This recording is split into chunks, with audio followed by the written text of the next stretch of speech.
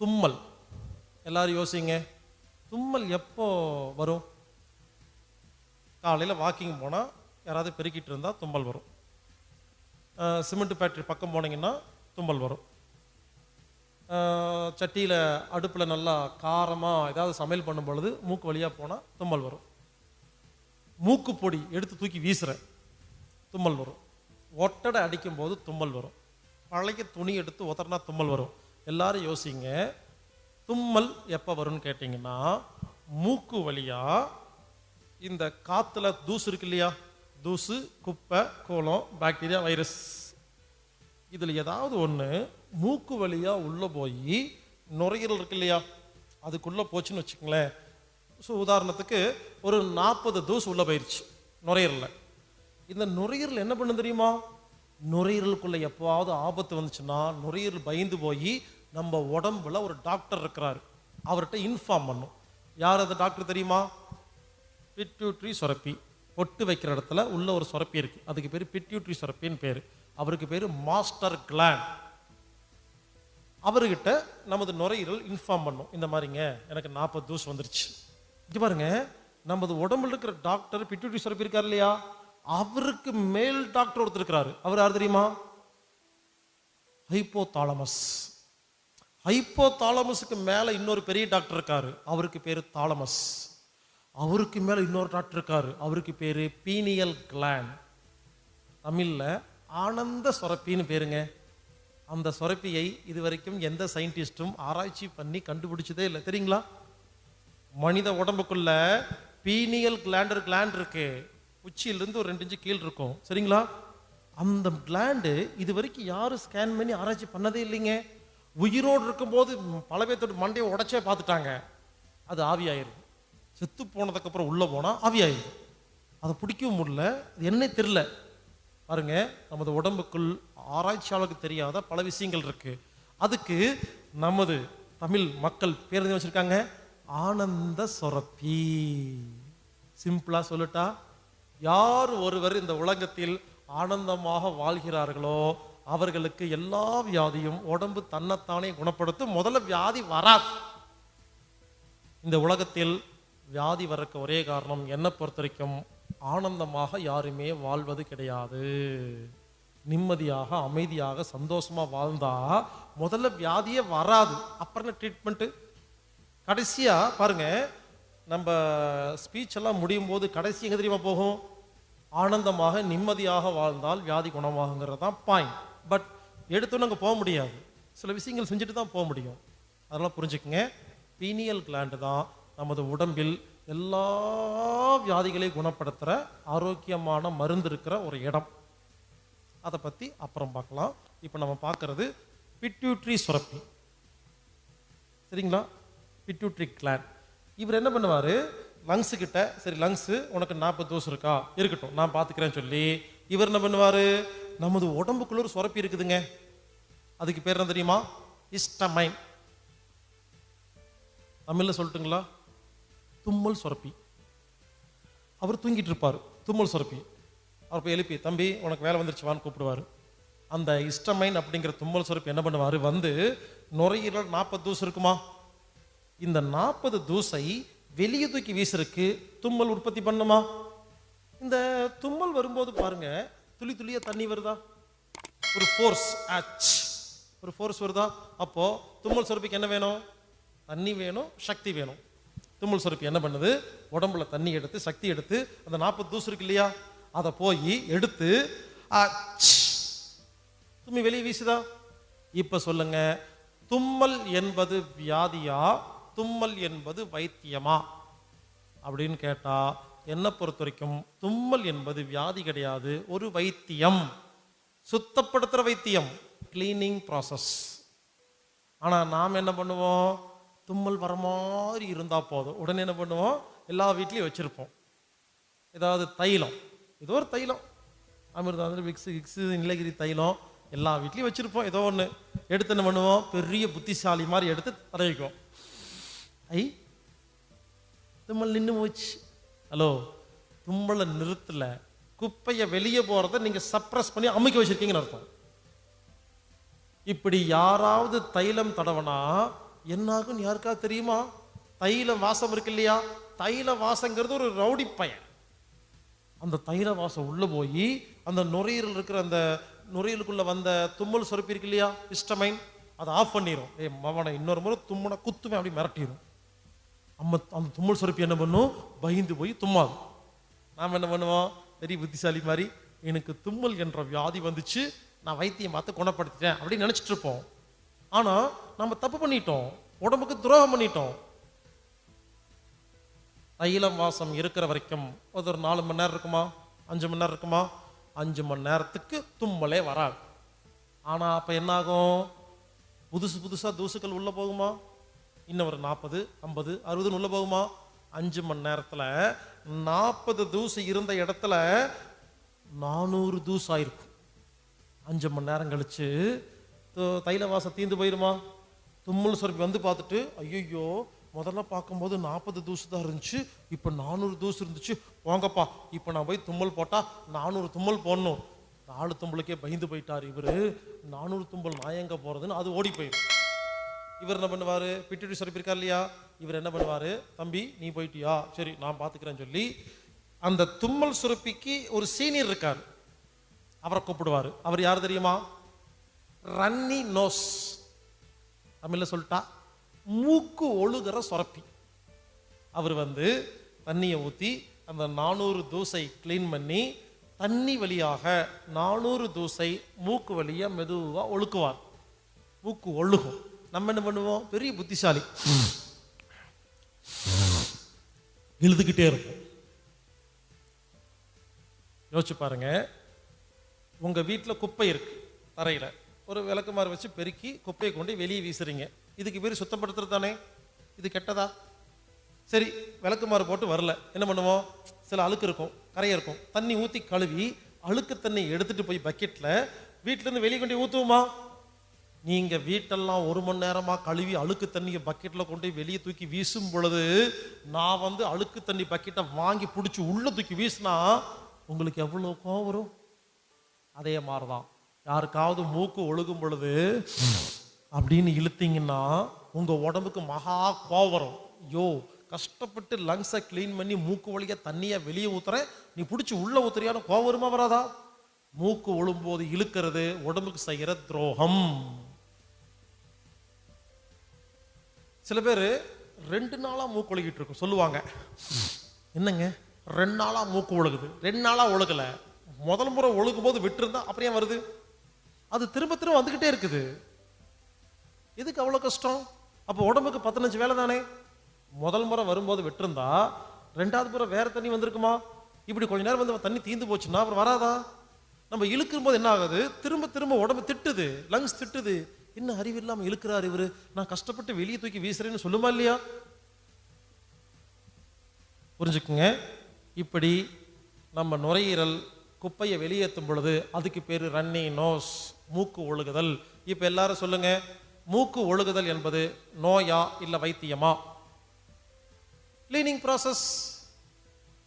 இப்படி யாரெல்லாம் மூக்கு ஒழுகும் பொழுது என்ன பண்றோம், ஒன்னு இழுக்கிறோம், இல்லைன்னா வைத்தியம் பார்க்குறோமா, ஏதாவது மருந்து மாத்திரை லேகியம் இதை வச்சிருக்கிறோம், சிரப் எல்லா வீட்லையும் இருக்குங்க, எதையாவது எடுத்து சாப்பிட வேண்டியது, சாப்பிட்ட உடனே மூக்குள்ள நின்று போயிருமா?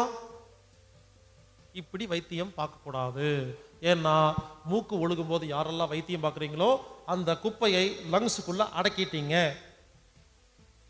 அப்புறம் இப்படி மூக்கு ஒழுகும் போது யாராவது மருந்து சாப்பிட்றது, சிரப் சாப்பிட்றதுன்னு சாப்பிட்டு இருந்தீங்கன்னா அடங்கிருமா?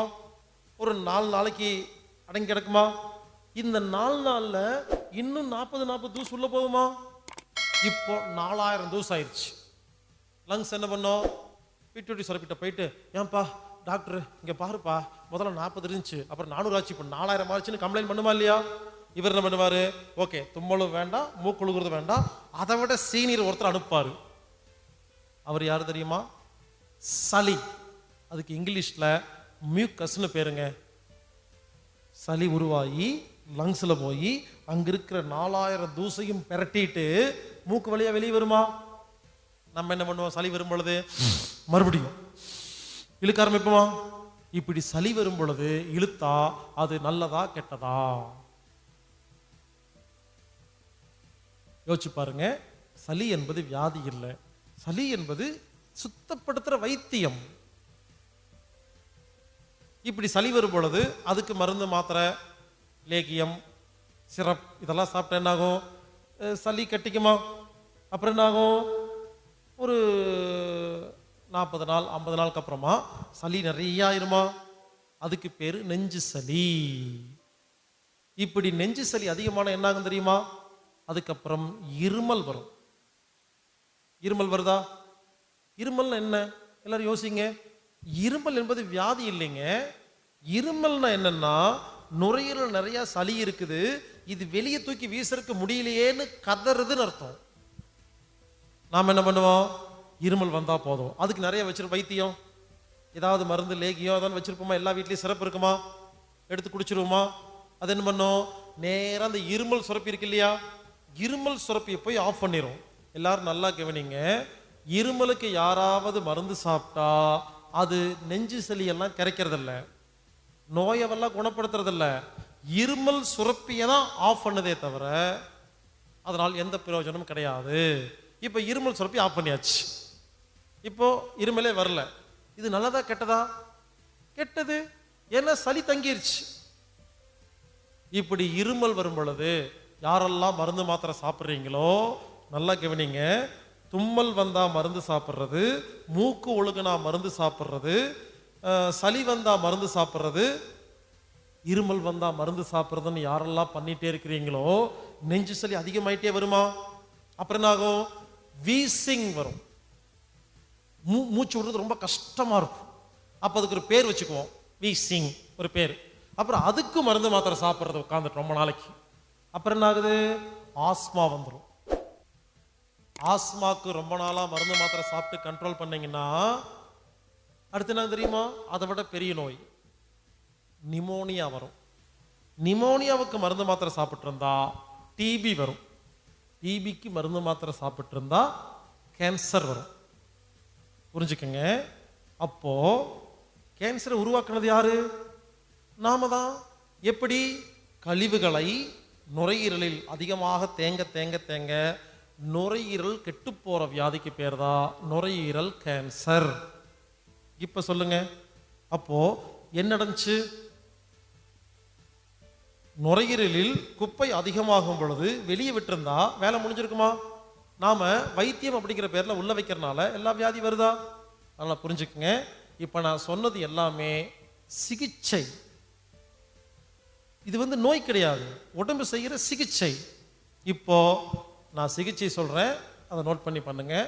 முதல்ல இது வரைக்கும் நோயை பத்தி பேசணும்னா இப்ப சிகிச்சையை பத்தி நான் பேச போறேன். நோட் பண்ணி அதுக்கான சிகிச்சை எடுத்துக்கங்க.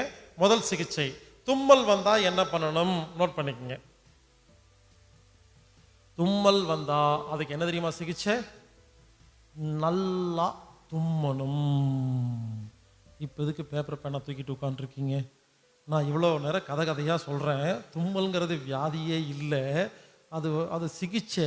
அப்படின்னா அதுக்கு என்ன தீர்வு? தும்மல் வந்தா தும்மணும். தும்முனா என்ன ஆகும்? அந்த குப்பையெல்லாம் வெளியே போயிருமா? உடம்பு சுத்தமாயிருமா? தும்மல் என்பது சிகிச்சை, அது நோய் கிடையாது. சில பேர் இருக்காங்க, ஆஃபீஸ் மீட்டிங்கில் உட்காந்துருப்பாங்க, தும்மல் வரும், சைலண்ட் தும்மல் அப்படிங்கும், அப்படியே உள்ளே தான் நிற்கும், வெளியில வராது. தும்மல் வரும்பொழுது எக்ஸ்கியூஸ் மீ அப்படின்னு சொல்லிட்டு ஓரமாக போய் நல்லா தும்மணும். நினச்சிக்கணும், லங்ஸ்ல இருக்கிற சளியெல்லாம் அந்த குப்பையெல்லாம் வெளியே வருது நினச்சிக்கிட்டு தும்முனா 4 தும்மல் தீர்ந்து போயிருங்க, லங்ஸ் சுத்தமாயிரும். ஒருவேளை ஒற்றை அடிக்கிறீங்க, அப்போ தும்மல் வருது, அப்போ தும்மிட்டே இருக்கக்கூடாது. ஏன் தெரியுமா? வந்துக்கிட்டே இருக்கும். அதுக்கு ஒரு ஐடியா சொல்கிறேன். ஒரு கர்ச்சீப் எடுத்து, துண்டு எடுத்து மூக்கில் கட்டிக்கணும். இப்போ என்ன ஆகும்? புதுசாக தூசு உள்ளே போகாதா? ஏற்கனவே உள்ளே போனது தும்மலாக வரும்போது தும்பிடலாமா? அப்போ பழைய தூசுக்களை தும்மி வெளியே விட்டுட்டு புது தூசுக்களை உள்ள விடாமல் தடுக்கிறதுக்கு துண்டு கட்டிட்டு கர்ச்சீப் கட்டிட்டா இனிமேல் தூசு உள்ளே போகாதா? அப்போ தும்மல் ஸ்டாப் ஆயிருமா? இப்படி நம்மளை பாதுகாத்துக்கலாம். ஆக மொத்தம் தும்மல் என்பது வியாதி கிடையாது, அதுக்கு வைத்தியம் தும்முறது தான். அடுத்தது, மூக்கு ஒழுகுனா என்ன பண்ணணும்? நோட் பண்ணிக்கங்க. தெரியும், நோட் பண்ண மாட்டீங்க, உஷாராயிருப்பீங்க. மூக்கு ஒழுகுனா என்ன பண்ணணும்னா நல்லா சிந்தணும். இதுதான் சிகிச்சை. மூக்கு ஒழுகக்கூடாது, ஒழுகுனா சிந்தனம். The rules. ஏன் ஒழுகுது? உள்ள இருக்கிற குப்பை வெளியே வருதா இல்லையா? மலம் வந்தா என்ன பண்ணுவோம்? போயிட்டு வருவோம். அந்த மாதிரி மூக்கு ஒழுகுது, ஒரு மலம், ஒரு களி வெளியே வருது. இனிமேல் யாருக்கெல்லாம் மூக்கு ஒழுகுதோ எல்லாரும் கர்ச்சீப் வச்சிருக்கோமா? எதுக்கு வச்சிருக்கோம்? அதை யூஸ் பண்றதே கிடையாது. நல்லா சிந்துங்க. மற்றவங்க பார்த்து தப்பா நினைக்கிறாங்கன்னு யோசிக்காதீங்க. நம்ம மூக்கு, நம்ம குப்பை, சிந்தலாம், ஒன்றும் தப்பு இல்லை. மூக்கு ஒழுகுனா சிந்துங்க, முடிஞ்சு போச்சு. சளி வந்தா என்ன பண்ணணும்? சிந்தனம். இருமல் வந்தா என்ன பண்ணணும்?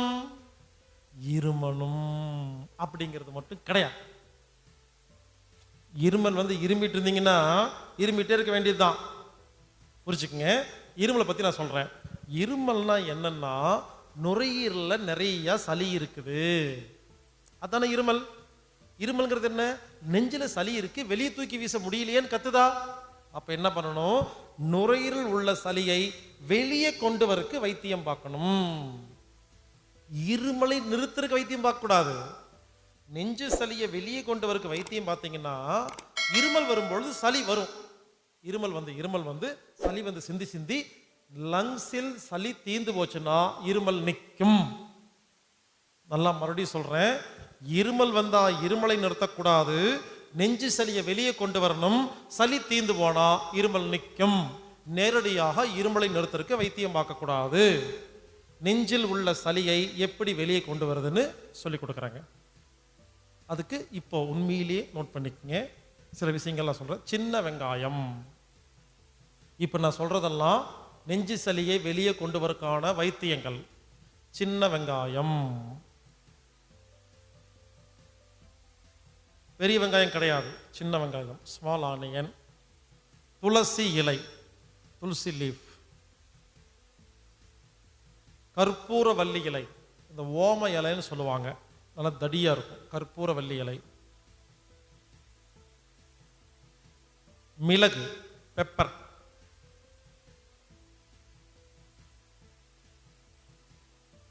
முட்டைக்கோஸ்,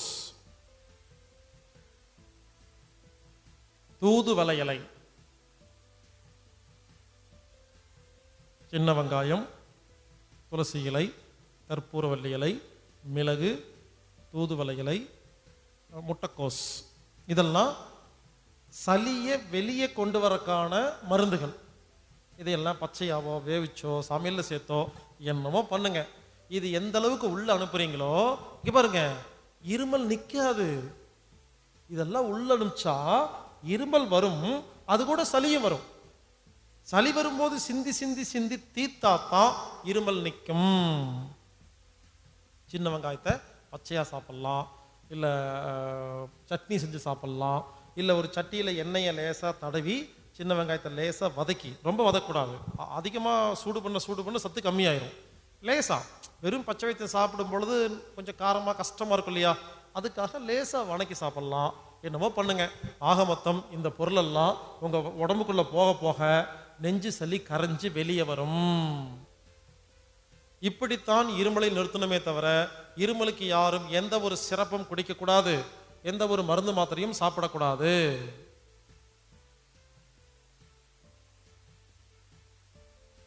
இப்படி நான் சொல்ற மாதிரி தும்மல் வந்தா தும்மறவங்களுக்கு, மூக்கு ஒழுகுனா சிந்துறவங்களுக்கு, சளி வந்தா சிந்துறவங்களுக்கு, இருமல் வரும்போது நான் சொல்ற மாதிரி வைத்தியங்கள் பார்க்குறவங்களுக்கு இன்னைக்கு ஆரம்பிச்சிங்கன்னா லங் சளி வெளியே வர ஆரம்பிச்சு நுரையீரல் உள்ள எல்லா சளி வெளியே வந்துருச்சுன்னா இனிமேல் உங்க வாழ்க்கையில் ஆஸ்மா, வீசிங், நெஞ்சு சளி, pneumonia, sinus, allergy, TB, cancer வாழ்க்கையில் வரவே வராது. புரிஞ்சுக்குங்க. இவ்வளவுதான். இதை மட்டும் செஞ்சீங்கன்னா போதும். அதனால மறுபடியும் ஞாபகப்படுத்துறேன். தும்மல் வந்தா தும்மனும், சளி வந்தா சிந்தனும், மூக்கு ஒழுகுனா சிந்தனும், இருமல் வரும் பொழுது சின்ன வெங்காயம், துளசி இலை, கற்பூரவள்ளி இலை, மிளகு ரசம், தூதுவளை, முட்டைக்கோஸ் சாப்பிட்டு சளியை வெளியெடுத்து இருமலை நிறுத்தணுமே தவிர இருமலுக்கு எந்த ஒரு வைத்தியமும் பார்க்கக்கூடாது. இந்த மாதிரி செஞ்சா மூக்கு, நுரையீரல் சம்பந்தப்பட்ட எல்லா உறுப்புகளும் வாழ்நாள் முழுவதும் ஆரோக்கியமாக இருக்கும்.